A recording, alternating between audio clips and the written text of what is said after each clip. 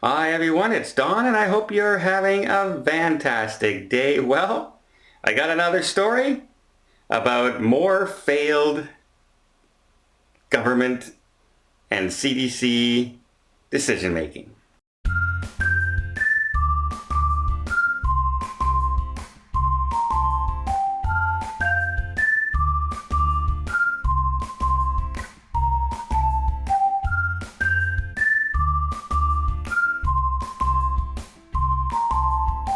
So last week I reported about the Costa Luminosa and how it had no ports to go to, and it was wondering, and finally it had to stop in France, and we didn't know if anyone would be allowed off in France. And it turns out they let them off, and the US government had chartered a flight for about 300 Americans to send them back home.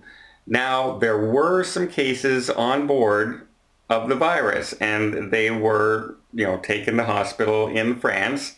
But others had been also tested on the ship. However, the test results hadn't come in yet.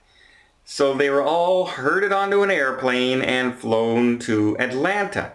Now, during the flight, many people said there were lots of people coughing and sneezing, and some people had fevers on board.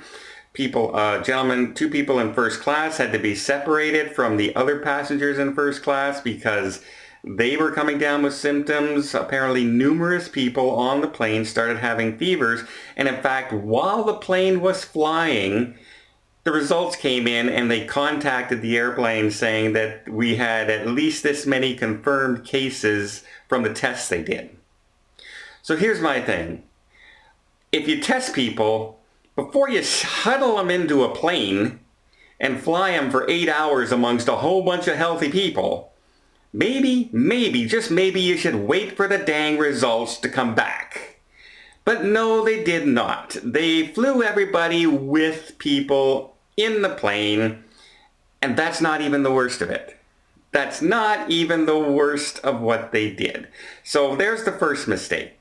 Tests were done, results weren't back, huddled them on the plane, flew them to Atlanta. Now we have people who are sick, getting fever on board.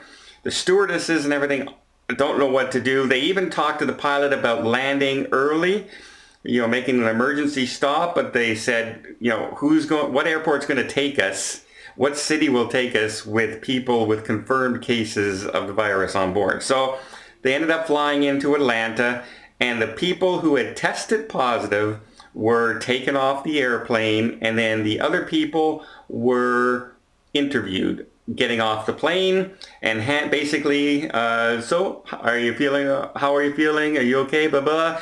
Here's a pamphlet saying that you should self-isolate for 14 days, and off they went. Off they went into the airport, some of them getting off in Atlanta, going to where they're going, the rest of them jumping on other planes, not chartered airplanes, just regular passenger planes, still flying, heading home after being on a plane for 8 hours with confirmed cases of the virus.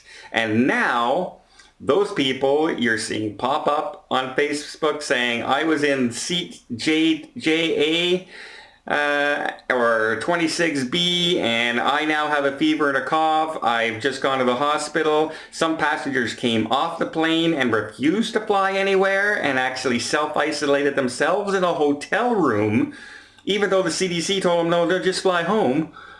They self-isolated themselves. Other people went to a hospital and were diagnosed confirmed case as well. But everyone else was allowed to fly. And now you're seeing all these people, pop up saying that they have, come down with flu-like symptoms, they're having trouble breathing, they have fevers, and we did nothing to segregate these people. We did nothing. We added to the problem. First of all, we flew them all together without having the test results. Problem number one. Problem number two, even after having the test results and people got off the plane, they only took the people who tested positive, and everybody else was allowed to fly back on unchartered airline, with everybody else on the plane. Just normal flights. to wherever they were going home, whatever airport they were going to, whatever taxi they were going to get into when they got home. How is this still happening? It's not like this is brand new anymore. It's been 2 months, people. You're shutting down cities. You're shutting down the countries. You're shutting down businesses around your entire country. How are you still this incompetent? I can't believe that there's this level of incompetence still out there when this is not brand new anymore. This is definitely something that should be looked at. And we can't keep allowing this. There's another 30 cruise ships still out there where passengers are going to be flying back. And a lot of them have sick people on board. So, people are saying, oh, the cruise ships, there's 17% of all cases in the United States have been linked to cruise ship travel and everything. I say it's linked to people doing decisions like this and letting people who are infected just fly with everybody else. Of course they're going to be linked to the cruise ship because you let them fly in a plane with them. Don't be dumb. It's hard to get over the level of incompetence in handling some situations, how late the Australian government is in reacting to things, and how, poor decisions are still being made everywhere. And the longer these kind of decisions are made, the longer this is going to go on and the more everyone's going to be hurting. So I hope people start getting their act together soon. Well, I hope you appreciate this update. If you did, please give it a thumbs up. Want to see more tips, more tricks, more travel vlogs from around the world? Hit that subscribe button. Till next time, have yourself a safe and a great vacation.